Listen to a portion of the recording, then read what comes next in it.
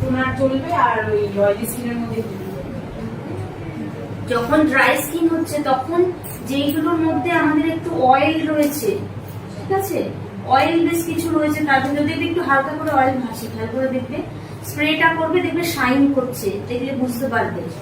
আর যে স্প্রেটা আমরা দেখবে স্কিনে করে নেবে, দেখবে যে ওটা দেখবে ম্যাট হয়ে গেল, আরো টানছে স্কিনটা, তখনই বুঝে যাবে যে ওটা কোন স্কিনে যাবে। তাহলে বুঝতে পারছো, অয়েলি স্কিনে।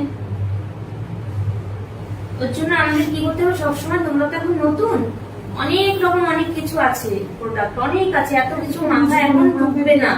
শুধু এইটা মাথায় রাখো যে আমাকে একটা অয়েল ফর্মে কিছু একটা রাখতে হবে, মিস্ট জাতীয় কিছু রাখতে হবে, আর একটা ম্যাট, একটা অয়েলি টাইপস, একটা ম্যাট ফিনিশ, এই হচ্ছে আমাদের রাখতে হবে। সেটা ময়শ্চারাইজার হোক, প্রাইমার হোক, টোনার হোক, তাহলে আমার যেরকম স্কিন আসুক আমি করে দিতে পারবো।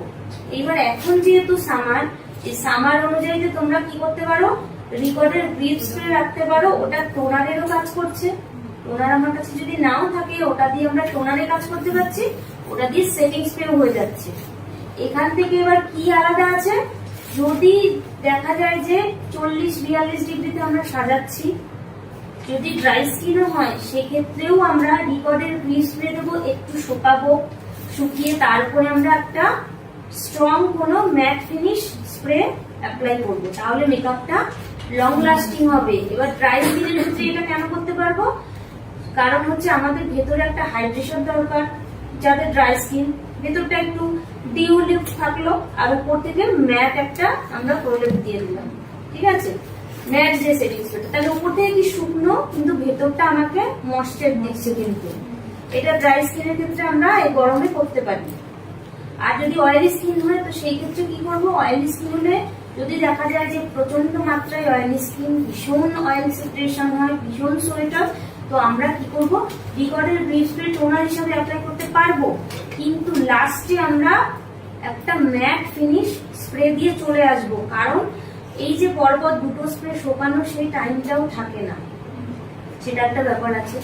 তো একবারে ম্যাট ফিনিশ, তুমি ম্যাট ফিক্সার, যেটা ফিক্সার দিয়ে চলে আসবে, হয়ে গেল, তুমি নিশ্চিন্ত, মেকআপটা কিন্তু আর উঠবে না, ঠিক আছে, মেকআপ আর উঠবে না, যত অয়েলি হোক কিচ্ছু হবে না। 40 কেন 45 ডিগ্রিতেও সাজিয়ে আসো, কিচ্ছু হবে না।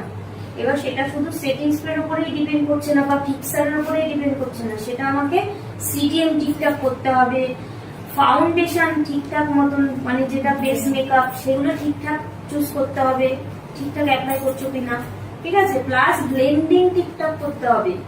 আর প্রত্যেকটা প্রোডাক্ট যখন সিটিএম করছি তখন প্রত্যেকটা যেন একটা একটা করে যেন শোকায়, তারপরে আবার আরেকটা পাল্টে যাবো, শোকাবে মানে ড্রাই হতে দিতে হবে, আবার তারপরে আরেকটা প্রোডাক্টে যাবো। বুঝতে পারছো যে আমার মানে ব্রাইডের তারা আছে বা আমার তারা আছে বলে আমি একটার উপরে আরেকটা, একটার উপরে আরেকটা চাপিয়ে দিচ্ছি, সেটা করবো না। মোটামুটি কতটা গ্যাপ দিতে হবে? এইটা কিভাবে বুঝবে বলো তো, আমি বলে দিচ্ছি আগে। দেখো, অয়েলি স্কিন যত বেশি অয়েলি হবে তত দেরি হবে শুকোতে, আর যত বেশি ড্রাই স্কিন হবে তত তাড়াতাড়ি টেনে যাবে, কারণ ওটা তো শুকনো, তো স্কিনটা দেওয়ার সাথে সাথে টেনে যাবে।